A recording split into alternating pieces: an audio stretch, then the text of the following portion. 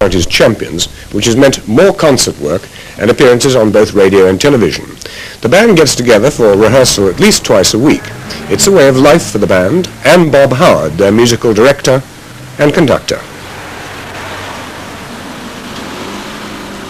The band was formed in 1948, but my involvement came about in 1976 when I was invited to coach the band first of all for a specific competition. Following that, in 1976, I was appointed as the musical director of the band, and the band all of a sudden attracted new players, and we had a fair amount of success.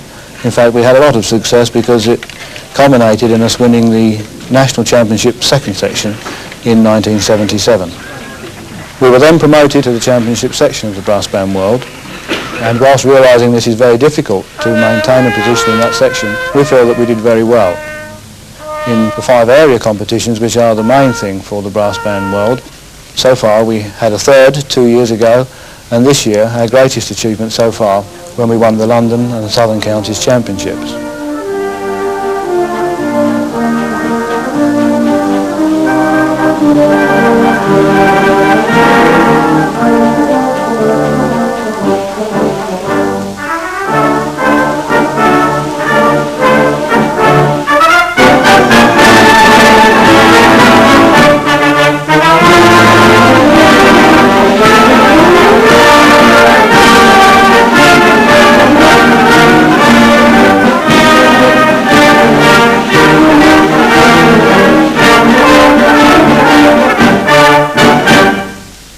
Right, gentlemen, thank you very much. Can we go on to the festive prelude?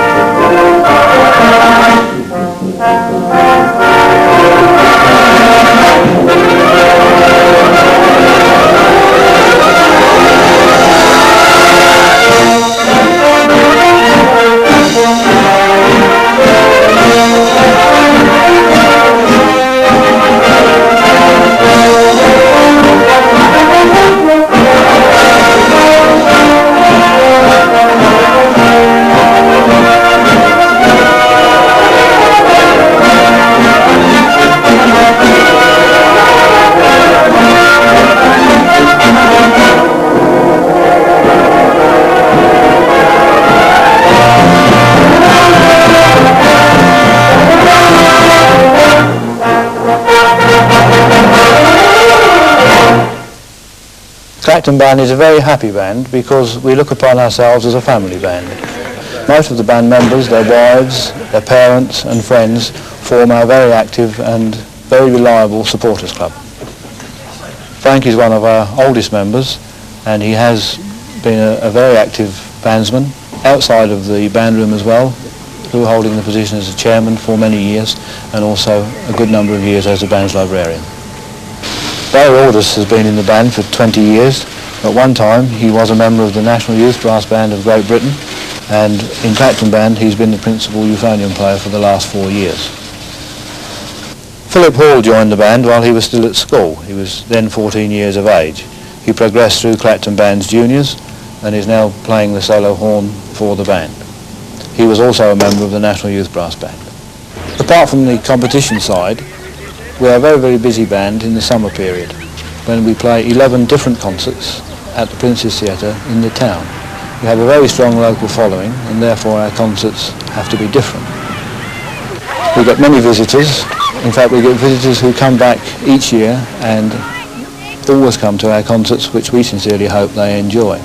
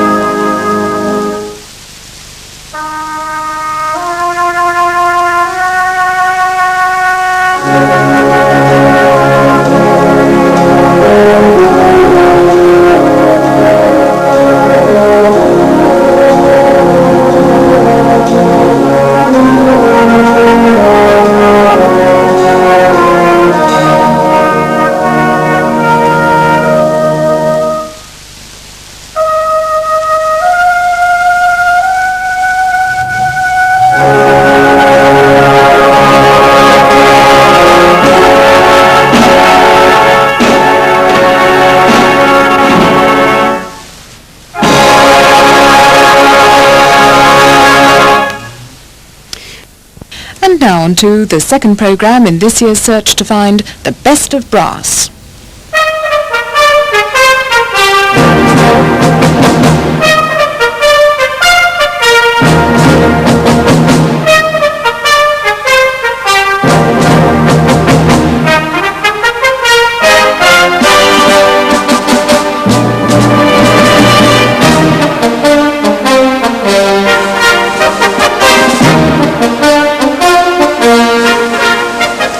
Hello to you again, and it's a night of contrast in Best of Brass this week.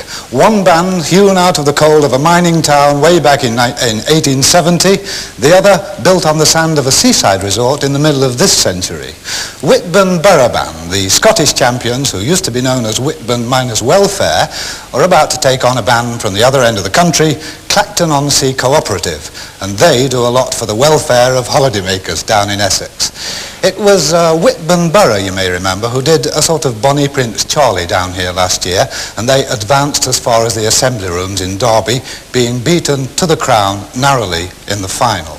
Well, Clacton-on-Sea, who are with us for the first time as London and Southern Counties champions, are intent on stemming the invasion on the border this year. Both armies line up on the same sort of terrain, around 12 minutes of music, each with their own choice of programme. And at the end of hostilities, well, our adjudicators declare who's won the day. Colonel Trevor Sharp, formerly Director of Music at the Royal Military School of Music, and his civilian orchestral colleague, Bernard Keefe. Well, individual deeds of valour, in other words, the solos, they're left to everybody at home to vote on. So please keep your ears and your eyes open. Now, all our bands come with their own general to marshal them, of course. So here, rallying his troops, is Ken Bruce from BBC Scotland. Thank you, Gerald. A pleasure to be here. And yes, as you said, Whitburn were just pipped at the post last year. This year, well, if I were a betting man, which being Scottish, of course, I'm not, I'd be putting all my tram tokens on Whitburn for the top place this time. However, reputations don't win prizes, playing does. So let's get started. And what better way to start than with a march, perhaps the most exciting sound to come out of a brass band. And this, one of the best. Under their Director of Music, Major Peter Parks, the Whitburn Borough Band with Gough Richards, the Jaguar.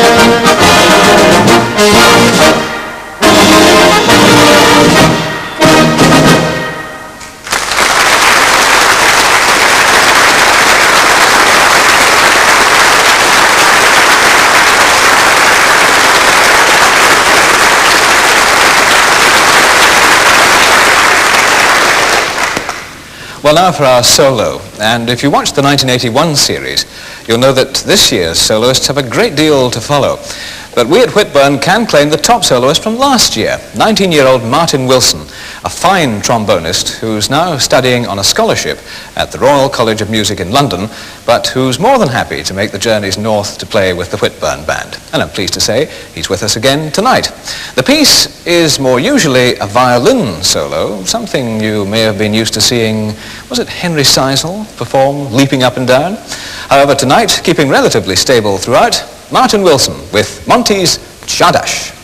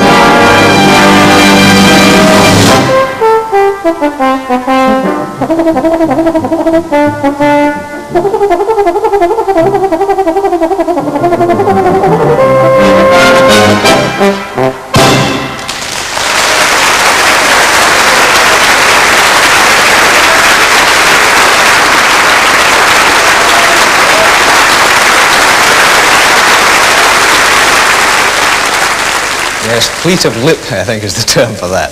Now, I said earlier that Whitburn were finalists in last year's Best of Brass. Well, they haven't been resting on the laurels since then. They come to Derby, having already this year won the Dunfermline Carnegie contest and having come out top in the inaugural series of the BBC Scotland Television Brass Band Contest, Fanfare. So a band, dare I say it, on a winning streak, whether playing full-blooded marches or something a little gentler, more sensitive. And it's to such a piece of music that we turn now. One with strong French influences, but from the pen of that great British man of brass, Gough Richards. His Pastoral.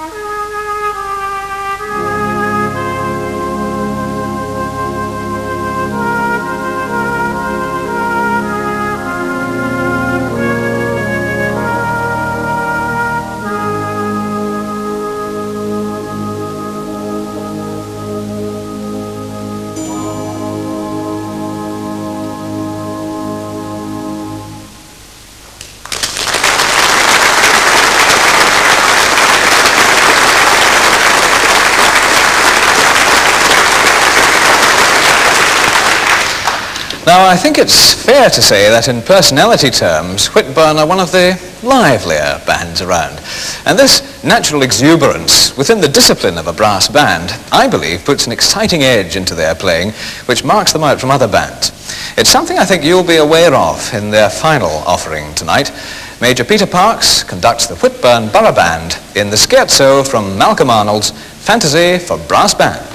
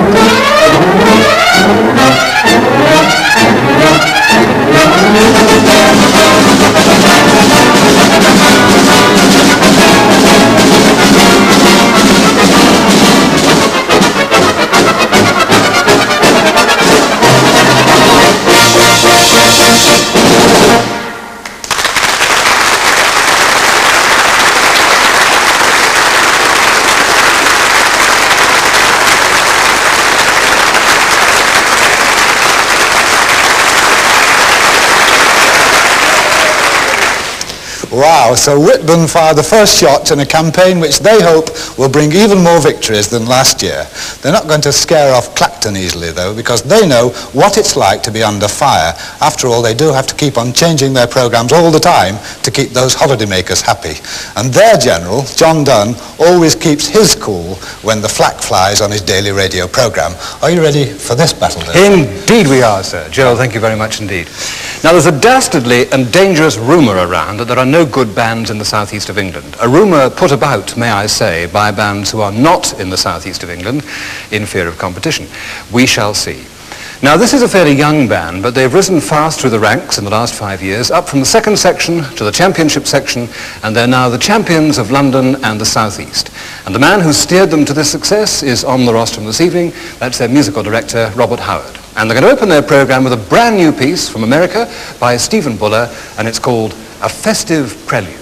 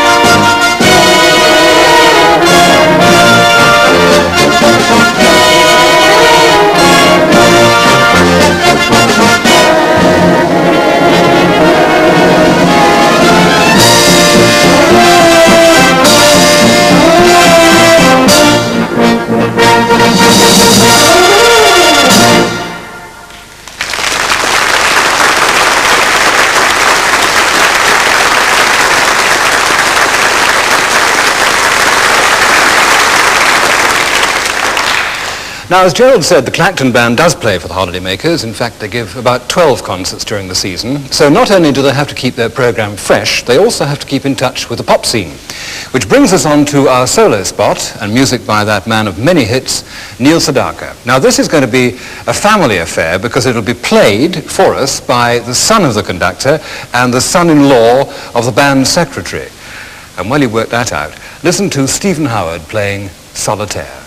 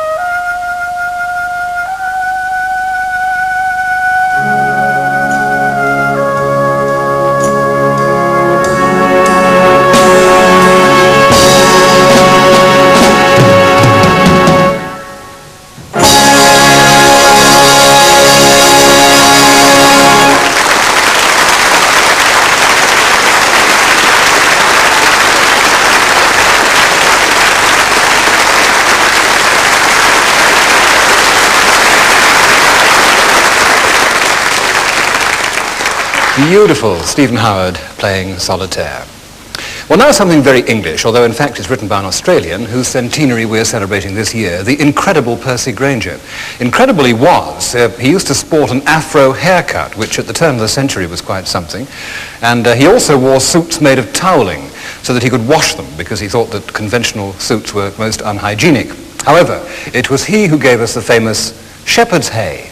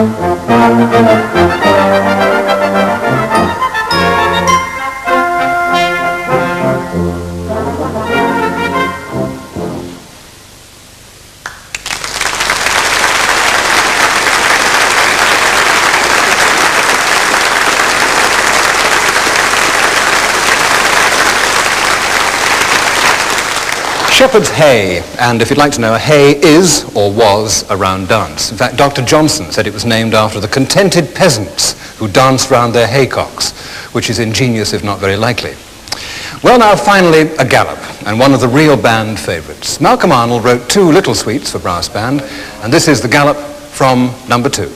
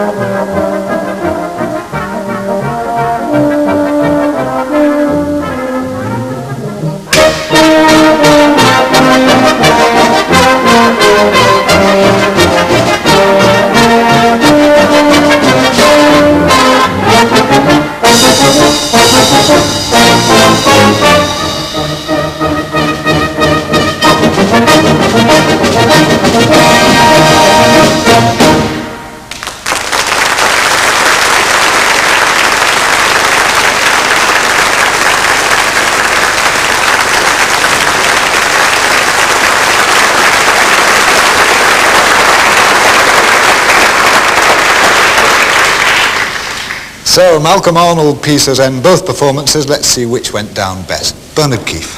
Well, it was very interesting to hear the attack of these 2 bands, because the Whitbur Borough Band has an attack, I felt it was rather like a claymore hitting you between the eyes, absolutely electrifying. And of course the impact of this is tremendous.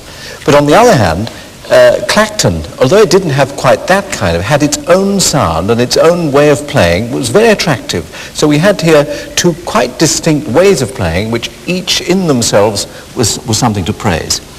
Obviously the power of the Whitbur Band told tremendously in their playing of the Arnold Fantasy, and also in Jaguar, which again had this marvelous rhythm, and also control of accentuation. But I don't know what my colleague here feels, but I felt that what we heard this week was a remarkable variety of musical expression, yes, wasn't it? I think I'm feeling rather smug, Bernard, actually, because remember we were rather dour last week, yes, and we were talking about what we were looking for, yes, and we found it this today week in both bands. Yes.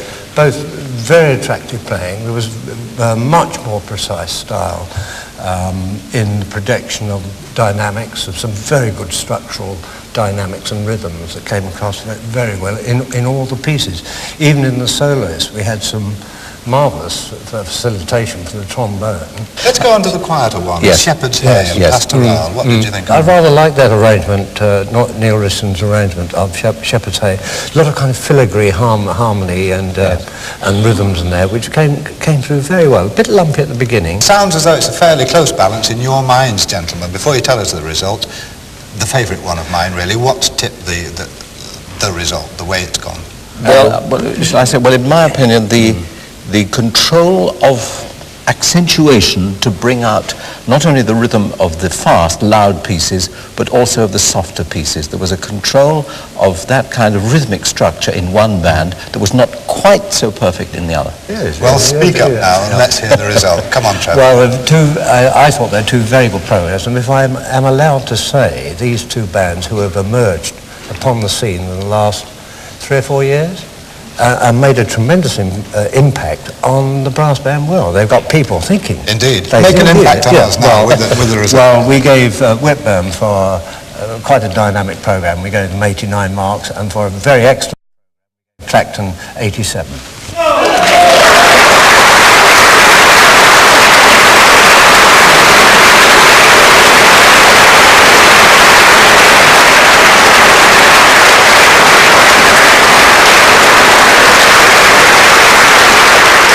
So that's down then to Whitburn to meet Leyland Vehicles in the very first semi-final. Next week's Best of Brass, though, comes from Desford Colliery Doughty in the Midlands and Ever Ready, the Northern champions. Do join us then. Good night.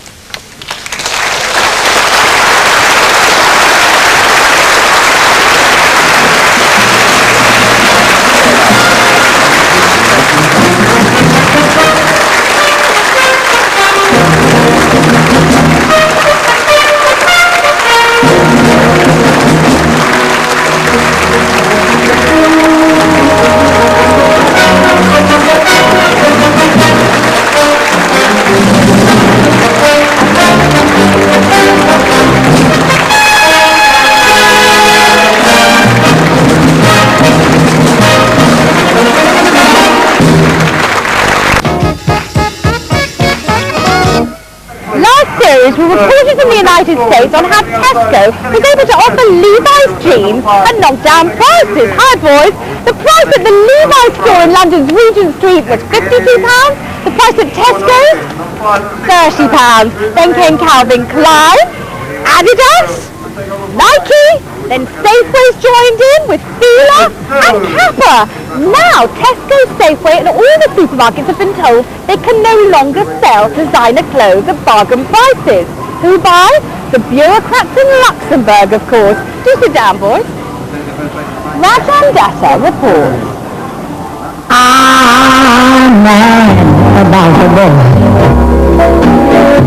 Once it was so simple that